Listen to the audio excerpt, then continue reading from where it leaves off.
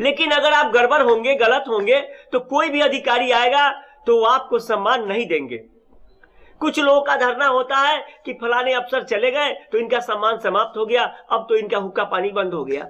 ऐसा नहीं होता है। अगर एसपी कोई भी आएगा तो एसपी ही आएगा, नाम बदल जाएगा, चेहरा बदल जाएगा, लेकिन वो एसपी ही होगा। कोई भी अगर थाना प्रभारी आएगा, एसएचओ आएगा, तो सिर्फ नाम बदल जाएगा, चेहरा बदल जाएगा। ये परिवर्तन तो कानून का नियम है। इस सिस्टम को ठीक रखने के लिए बनाने वालों ने बहुत अच्छा सिस्टम बनाया। वो आपको भी परख लेगा, समझ लेगा और उतना ही सम्मान देगा जो दे के गए हैं यहां से। इसलिए अपने आचरण को अच्छा बनाइए, अपने विचार को अच्छा बनाइए, अपने कर्म को अच्छा बनाइए। आपको सम्मान में कमी नहीं मिलेगा। सम्मान पाने के लिए आपको सम्मान देना होगा। अगर सम्मान लेना है तो पहले सम्मान दीजिए, अच्छा करके दिखाइए। मेरा वादा है आपसे, आपको बहुत सम्मान मिलेंगे। लेकिन अगर आप अपमान करेंगे, गलत कार्य करेंगे, अवैध धंधा करेंगे, गलत लोगों का पैरवी करेंगे, चुगली कराएंगे, समाज में हिंसा फैलवाएंगे, अराजकता फैलवाएंगे, द्वेष फैलवाएंगे, डाका डलवाएंगे, चोरी करवाएंगे, गलत लोगों की संगति करेंगे, गलत लोगों के यहाँ जाएंगे, खान पान करेंगे, तो आपको थाने वाले कभी सम्मान नहीं दे सकते। क्योंकि उनका पहले ही निर्देश है कि विधि व्यवस्था कंट्रोल करो और जितने भी गलत लोग हैं उनको काल कोठरी में भरो, ताकि समाज अच्छा बने। समाज में अच्छे लोग सीना तान के चले और किसी को कहीं भी कोई दिक्कत सामना नहीं हो, कहीं हत्या नहीं हो, कहीं लूट नहीं हो, कहीं चोरी नहीं हो, कहीं किसी अबला के साथ छेड़खानी नहीं हो और कहीं भी डाका नहीं पड़े, कहीं हिंसा नहीं हो, कहीं भी कोई अराजकता नहीं फैले, चारों ओर शांति कायम हो और कानून का राज स्थापित हो। कानून की राज स्थापित करने के लिए थानों पर अच्छे लोगों की संगति की जरूरत है। अगर कोई थानेदार चोर से दोस्ती कर लेगा, समाज के 4-5 लोग सोचेंगे कि भाई थाना प्रभारी तो खुद चोर से दोस्ती किए हैं, थाना प्रभारी तो खुद माफिया से दोस्ती किए हैं, थाना प्रभारी तो खुद उचक्के से दोस्ती किए हैं, थाना प्रभारी तो खुद दलाल से दोस्ती किए हैं। जो भी समाज में बुराई खत्म करने वाले जो भी इक्के दुक्के लोग होंगे वो लोग कनी काट लेंगे। थाना प्रभारी कमजोर पड़ जाएंगे, चारों ओर अराजकता फैल जाएगा, गुंडाई फैल जाएगा। इसलिए थाना प्रभारी को भी चाहिए कि वो अच्छा संगति करे, समाज के अच्छे लोगों से दोस्ती करे, मित्रता करे और पुलिस पब्लिक का जो व्यवहार होना चाहिए उसको कायम करे। अगर अनावश्यक आप किसी निर्दोष पे डंडे बरसा रहे हैं तो वो निर्दोष का जो है वो आपको लगेगा, पहली बात। दूसरा चीज कि समाज में गलत संदेश चला जाएगा और यही संदेश जाएगा कि थाना प्रभारी किसी विशेष लोगों के बहकावे में आकर के किसी खास लोगों को डंडे मार रहे हैं और अपनी प्रतिद्वंदिता और अपनी दुश्मनी को किसी खास व्यक्ति द्वारा निकाला जा रहा है। कानून का जो रोल है, जो नियम है, वही धराशायी हो जाएगा। समाज में भी अविश्वास पैदा हो जाएगा। इसलिए पुलिस वाले कभी नहीं चाहते हैं कि कोई गलत कार्य करे। पुलिस वाले हमेशा चाहते हैं कि अच्छा कार्य करे, लेकिन उनको अच्छे चरित्र में ढाल करके रखना आपका काम है। जैसे आप कहीं भी कोई एक पर्व में ये क्या बोलते हैं, सांचे में खजूरी बनता है, छठ पर्व में ठेकुआ बनता है, उसको लोग सांचे में बनाता है। मट्टी को जैसे कुम्हार मट्टी को तराश के काफी मेहनत करके उससे क्या बनाते हैं, घड़ा बनाते हैं, बर्तन बनाते हैं, उसके बाद उसको पकाते हैं, वो मजबूत हो जाता है। ठीक उसी प्रकार से आप समाज में जैसा बनाएंगे अधिकारी को वैसा बनेंगे। अधिकारी को कभी भ्रष्ट मत बनाइए, अधिकारी को अच्छा बनाइए और अच्छा से रहिए। मैं उन नेताओं से भी आग्रह करता हूं, मैं उन दलाल भाइयों से भी आग्रह करता हूं, मैं उन सबों से आग्रह करता हूं कि कृपया करके सुधरिए, अच्छा बनिए और संतों जैसा व्यवहार करिए। अच्छे लोगों का सम्मान हर जगह होता है। सच्चे लोगों का सम्मान सब जगह होता है। आप अपने पैसे की कारोबार के लिए, धन अर्जित करने के लिए दूसरे की भावनाओं के साथ खिलवाड़ मत कीजिए, वरना ईश्वर का दंड बहुत भारी पड़ेगा आप पर। इसलिए हर कोई व्यक्ति अच्छा बने। मैं उन अधिकारियों से भी आग्रह करूंगा कि किसी भी दलाल, उचक्के, माफिया के लोग, जो कुछ माफिया लोग, कुछ भ्रष्ट नेता लोग माफिया को पाल के रखते हैं और उसका पैरवी करते हैं और अच्छे लोगों के बारे में दुष्प्रचार कर देते हैं, तो कृपया करके उसके कहने के बाद आप गुमराह नहीं हो। आप सच और झूठ को परखें और हालात को समझे, उसके बाद ही कोई निर्णय ले। किसी भी निर्दोष को किसी केस में ना फंसाए, उसका पूरा परिवार तबाह हो जाता है, उसके साथ साथ समाज से अच्छाई समाप्त होने लगता है। और अगर कोई निर्दोष, कोई अच्छा आदमी किसी झूठे केस में फंस गया तो समझ जाइए कि पुलिस से विश्वास, कानून से विश्वास उठ जाता है। उसका क्या है, वो तो लड़ेगा या मरेगा, कानून के ढंग से वो लड़ेगा ही या मर जाएगा, वो समाप्त हो जाएगा। लेकिन आपके ऊपर एक दाग लग जाएगा कि आपने गलत कार्य किया है, आपने किसी निर्दोष को, किसी अबला को, किसी कमजोर को, किसी अच्छे व्यक्ति को, किसी सत्पुरुष को, किसी अच्छे पत्रकार को, किसी सम्मानित व्यक्ति को, किसी सम्मानित नेता को, किसी समाजसेवी को, और या किसी को भी गांव समाज में आपने गलत केस में फंसा के जेल भेज दिया है या उसको गलत केसों में फंसा दिया है। इसका दोष आपको लगेगा और उसका आह भी आपको लगेगा। इसलिए किसी को भी गलत केस में ना फंसाएं। मेरा रिक्वेस्ट है, मेरा अनुरोध है। आप पढ़े लिखे लोग हैं, समझदार हैं, खुद समझ के अपने बुद्धि विवेक से काम करें। कानून आपको पूरा छूट दे रखा है, अधिकारियों का भी आपके ऊपर उतना दबाव नहीं होता होगा।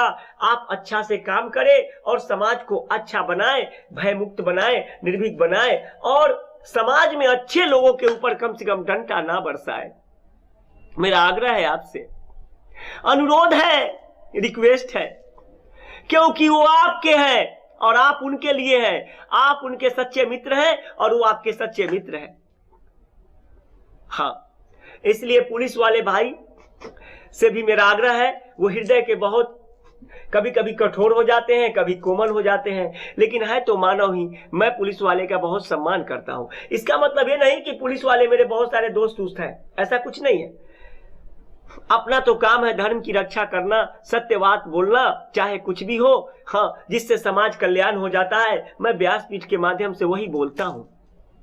जैसे ऊपर से आदेश आता है, मेरे मुख से वही शब्द निकलने लगते हैं, वही वाणी मैं लिखने लगता हूं, वही वाणी मैं बोलने लगता हूं, ताकि समाज को अच्छा बनाया जा सके, कोई गड़बड़ी ना हो, किसी के साथ कोई अप्रिय घटना ना घटे, सब लोग सकुशल रहे, समाज अच्छा रहे, शांत रहे। हाँ,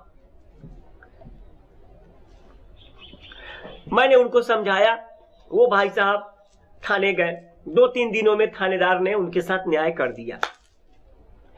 चौथे दिन वो खुश होके मेरे पास आए, कहे कि बाबा जी, पुलिस वाले ने मुझसे 1 रुपया भी नहीं लिया और कहा कि बहुत अच्छा, मैं तुम्हारा काम कर दिया, और बोला है कि दोनों भाई मिल के रहिए। बिल्कुल सही बोला।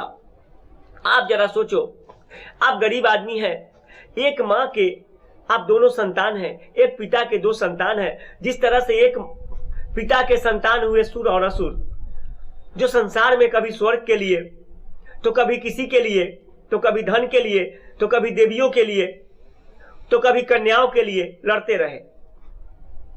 देवताओं का काम था धर्म की रक्षा करना और असुरों का काम था अधर्म फैलाना। ये कहां की रीत है, ये कहां की नियम है, जरा सोचिए। पिता एक, सुर और असुर। आप भी देखते होंगे समाज में एक पिता के कई संतान होते हैं, कई के अलग अलग लक्षण, अलग अलग आचरण होते हैं। कुछ लोग कहते हैं 5 बेटा नाम के, 1 को न काम के। एक बेटा हो, सौलिट हो, अच्छा हो, बेहतर हो, चरित्रवान हो, पवित्रवान हो, आस्थावान हो, गुणवान हो। रूप बहुत सुंदर मिल गया पुत्र का और गुण कुछ नहीं है, व्यर्थ हो गया।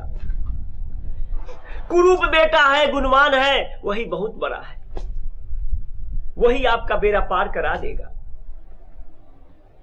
इसलिए अच्छा बने, सच्चा बने, सात्विक बने।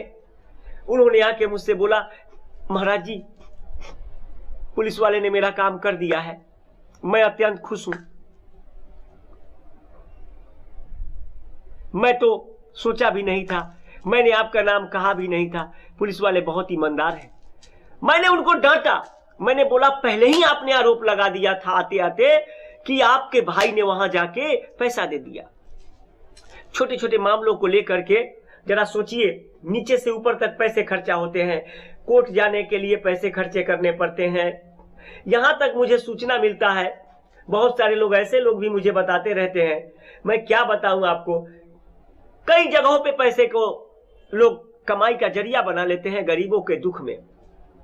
अरे गरीबों के दुख में कमाई का जरिया मत बनाइए, उनको मदद करिए, यही परोपकार है, यही कल्याणकारी है। अगर गरीब के दुख में आप अपना हाथ धोने लगेंगे तो गरीब कहां जाएगा, गरीब तो मर ही जाएगा। इसलिए गरीब के दुख में आप मदद कीजिए, गरीब के दुख में आप कोई पैसा मत खाइए, कोई पैसा मत लीजिए, आप गरीब के दुख में मदद कीजिए, कोशिश कीजिए, भाई भाई मत लड़िए, कोई विवाद नहीं हो, थाने पर कोई मामला नहीं जाए, आप लोग आपस में अच्छा से शांतिपूर्वक ढंग से उसको निपटा ले, कानून का उल्लंघन नहीं हो, कानून के साथ खिलवाड़ कहीं नहीं हो। बहुत सारे जगह देखने को मिलता है, सुनने को मिलता है, छोटी छोटी बात के लिए लाठी उठाए कपाड़ पे मार दिए। किसका खून बहा, जरा सोचिए, किसका खून बहा? आपके अपनों का खून आपने खुद बहा दिया। क्यों बहाया? या उसने आपका खून बहा दिया? ये गलत है, ये गैर कानूनी है, यह धर्म है, यह पाप है, ऐसा नहीं करना है। कानून तोड़ने का अधिकार किसी को किसी ने नहीं दिया है। अगर किसी ने आपको बहका दिया है ऐसा करने से, तो वो मूर्ख है, वो अज्ञानी है, वो खुद ही अपने पैर में कुल्हाड़ी मार रहा है और गैर कानूनी काम कर रहा है। भगवान के नजर में भी गिर रहा है और कानून के नजर में भी वो गिर रहा है। सच्चा जनप्रतिनिधि का काम है समाज में शांति लाना, अच्छी बातें बताना, कानून के योग्य संवाद देना, कहीं भी झगड़ा झंझट है तो उसको निपटा देना कानूनी ढंग से, और अच्छा कार्य करना, विकास करना। कुछ ऐसे नेताजी लोग भी होते हैं, आजकल तो ये भी देखने को मिलता है कि 20 लाख का योजना पास करवा लिए, 20 लाख का टेंडर पास करवा लिए, 2 लाख का काम किए, बाकी सब बंटर बाट। किसके लिए किया आपने? आपकी सारी कलाई, सारा कलाई जनता देख रही है, भगवान देख रहे हैं। आपका पोल खुलेगा, आपका जिस दिन पोल खुल गया उस दिन क्या होगा जानते हैं आप? कहीं मुंह दिखाने के लायक नहीं होंगे। ऐसे सभी नेता नहीं है, कुछ ईमानदार नेता भी हैं तो कुछ भ्रष्ट नेता भी हैं, कुछ ईमानदार पुलिस वाले हैं तो कुछ भ्रष्ट पुलिस वाले भी हैं। कुछ लोग तो कमाने के लिए ही वर्दी पहन लेते हैं और कुछ लोग उपकार के लिए वर्दी पहनते हैं। कमाने के लिए वर्दी ना पहनिए, कमाने के लिए वर्दी नहीं बनाए, कमाने के लिए आप किराना का दुकान खोल दीजिए, उसमें भी डंडी मत मारिए। किराना दुकानदार वाले भाई भी, आप भी सही सामान दीजिए, डंडी मत मारिए। कम सामान मत तौलिए, उचित सामान तौलिए, उचित दाम लीजिए। कालाबाजारी करने वालों के लिए भी अलग कानून है, गलत कार्य करने वालों के लिए भी अलग कानून है। गलत कार्य क्यों करेंगे? भगवान यही बताते हैं हर युग में जन्म लेकर के कि गलत कार्य मत करो। सबका अलग अलग परिदृश्य बदल गया, श्रेणी बदल गया, लेकिन है तो वही कार्य ना। सुर जो है उनका अलग श्रेणी बदल गया, असुर का अलग श्रेणी बदल गया। जो गुंडा लोग हैं वो असुर श्रेणी के आते हैं, जो अच्छे लोग हैं वो सुर श्रेणी के आते हैं। इसलिए आपसे आग्रह करते हैं, असुर ना बने, सुर बने, राक्षस ना बने, देवता बने, दानव ना बने, मानव बने। मन मेरा बहुत खुश हो गया। उन्होंने कहा थानेदार बहुत अच्छे थे, उन्होंने मेरा मामला भी निपटा दिया और मेरे भाई से भी मेरा हाथ मिलवा दिया। मैं भी खुश हुआ। उस थानेदार के नाम से कई बार जयकारा लगा दिया। मेरे जेहन में एक थानेदार का नाम आता है प्रवीण कुमार मिश्रा। कभी भारत खंड के किसी थाने में रहा करते थे। उनका कार्य आज तक लोग कहते हैं कि बहुत अच्छा था। लेकिन कुछ थानेदार ऐसे हुए जो वर्दी के आड़ में गुंडे निकल गए। उनके बारे में तो लोग पता नहीं क्या क्या कहते हैं, मैं कह नहीं सकता। इसलिए आप लोगों से अनुरोध करता हूं, आग्रह करता हूं कि हर कोई अच्छा बने, सम्मान करे दूसरे को और खुद भी सम्मान पाए। वो बंधु चला गया। उसके बाद मैंने उनसे पूछा कि और सब क्या हो रहा है। तो देखिए ना बाबा जी, क्या बताऊं, 7 दिन का संकल्प था। गुटखा उटका तो खाना नहीं था। अब जो है थोड़ा सा कुछ मांसाहारी भोजन लेने लगे हैं। मैंने उनको डांटा। मैंने कहा संकल्प लिए थे 7 दिन का और उसके बाद अब 7वां दिन जब कथा समाप्त हो गए उस महापुरुष का, तो घर में फसाद भी कर लिए और अब मेरे सामने बोल रहे हैं कि मांसाहारी भोजन भी खाना है और उटका गुटका भी खाना है। क्या फायदा हुआ कथा सुनने का, जरा सोचिए। कुछ फायदा हुआ? कुछ लाभ हुआ? कुछ मिला? कुछ नहीं मिला, कुछ लाभ नहीं हुआ। इसलिए आपसे मैं आग्रह करता हूं, अनुरोध करता हूं, कथावाचक जो कहते हैं वो आपके लिए कहते हैं, आपकी अच्छाई के लिए कहते हैं। एक एक पुराण की जितनी कथाएं हैं उस पर अमल करिए। आपने फिल्म बहुत देखा होगा, उसमें हीरो का क्या रोल होता है, गुंडा का क्या रोल होता है। हाँ, तो अच्छा चरित्र अपनाइए, गुंडा मत बनिए।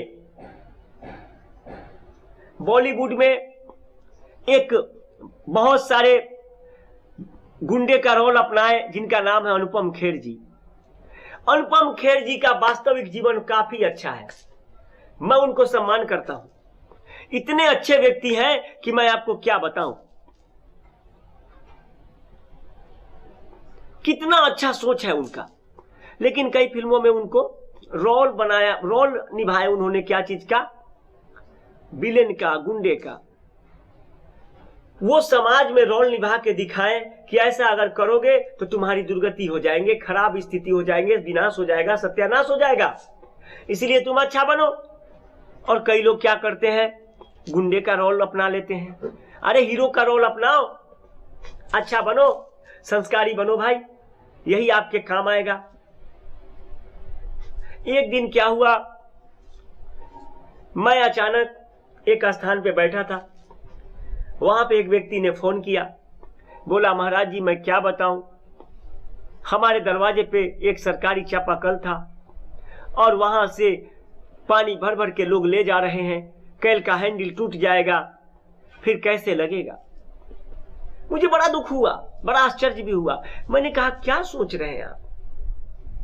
अरे एक तो आपका निजी कल होता तो भी आप उसको जल देते, कोई आपत्ति नहीं करते, आपको बारंबार कितने पुण्य फल आपको मिल जाता। लेकिन वो तो सरकारी चापाकल बना ही है लोगों को जल ले जाने के लिए, उसको आप क्यों रोक रहे हैं? आप रोकने वाले कौन होते हैं उसको? इसलिए कृपया करके आप कहीं भी कोई भी प्यासे हो उनको जल दे, कोई भी भूखा हो उनको आप खाना दे, और कहीं भी ऐसे शब्दों का इस्तेमाल ना करे जिससे किसी को दुख हो जाए, किसी को कष्ट हो जाए। आप अगर कहीं गलत बोलते हैं तो उसका दंड भी आपको मिलता है। अगर आप अच्छे शब्दों का प्रयोग करते हैं तो आपको भी अच्छा शब्द सुनने को मिलता है।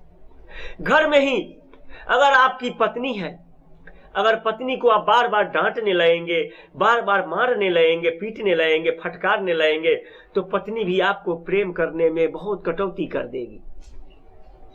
लेकिन अगर पत्नी को प्रेम करेंगे, पत्नी से मीठी मीठी बातें करेंगे, तो पत्नी भी आपको बहुत सारा प्रेम करेगी। कई ऐसे मामला भी मेरे पास आते हैं। कुछ लोग आते हैं, कहते हैं बाबा जी मुझे मेरी पत्नी बहुत गाली दे रही है, मुझे बहुत तिरस्कार कर रही है, मेरे साथ अच्छा व्यवहार नहीं कर रही है। मैंने कहा कि आप अच्छा व्यवहार करो, वो भी अच्छा व्यवहार करने लगेगी। एक व्यक्ति तो आए तो बोले कि प्रतिदिन बैग टांग के बाजार निकल जाती है। मैंने कहा क्यों? अवश्य आप कोई कमी करते होंगे, तभी तो बाजार निकल जाती है। भाइयों, मैं स्त्रियों के लिए भी कुछ कहता रहता हूं, पुरुषों के लिए भी कुछ कहता रहता हूं, छात्रों के लिए भी कहता रहता हूं, हर किसी के लिए कोई ना कोई अच्छी बातें जरूर कहता रहता हूं। महिला बनिए, लेडीज मत बनिए, पत्नी बनिए, रखैल मत बनिए, और कुपात्र मत बनिए, सुपात्र बनिए। पति बनिए, चरित्रहीन मत बनिए। आप जो है अगर कहीं भी अच्छा चरित्र दिखाएंगे तो आपको भी अच्छा चरित्र दिखाने वाला ही मिलेगा। कोई भी योगी डाकू से दोस्ती नहीं कर सकता। अगर उस योगी में शक्ति होगा तो वो डाकू को भी योगी बना देगा, लेकिन वो डाकू नहीं बनेगा।